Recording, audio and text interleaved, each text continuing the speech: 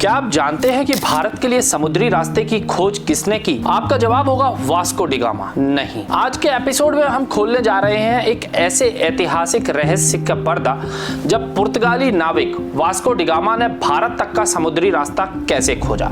कौन था जिसने उन्हें भारत की राह दिखाई? आइए इस रोमांचक कहानी में गोता लगाएं और जानें कि वास्को डी गामा को भारत का रास्ता किसने दिखाया।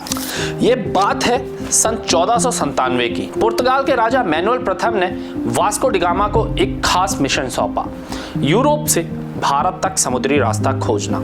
उस समय भारत मसालों का खजाना था और यूरोप वाले इसे हासिल करने के लिए बेताब थे। 8 जुलाई 1497 को वास्को डी गामा 4 जहाज़ों Sao Gabriel, Sao Rafael, Berrio और एक आपूर्ति जहाज के साथ लिस्बन से रवाना हुआ। लेकिन अफ्रीका के केप ऑफ गुड होप को पार करने के बाद उन्होंने भारत की राह नहीं पता थी। फिर आया एक रहस्यमय नाविक। मई 1498 में वास्को डी गामा पूर्वी अफ्रीका के मालिंदी बंदरगाह पर रुके।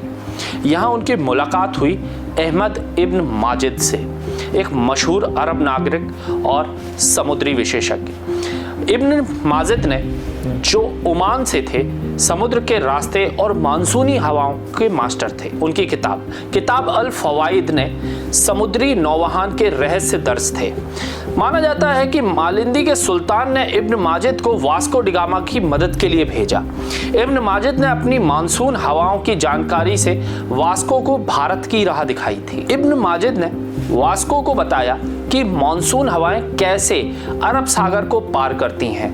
उनकी सलाह से 20 मई 1498 को वास्को डी गामा भारत के कालीकट यानी कोझिकोड के तट पर उतरे।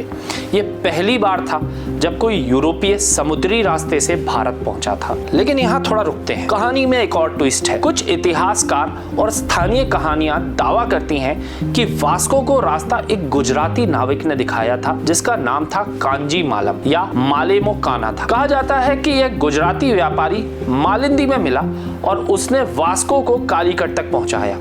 कुछ लोग यह भी कहते हैं कि इब्न माजिद ने शराब के नशे में गलती से रास्ता बताया, लेकिन ये कहानियां विवादास्पद हैं और ज्यादातर इतिहासकार इब्न माजिद को ही श्रेय देते हैं। वास्को डी गामा की यह यात्रा सिर्फ एक समुद्री सफर नहीं थी, इसने यूरोप और भारत के बीच मसाला व्यापार का नया रास्ता खोला।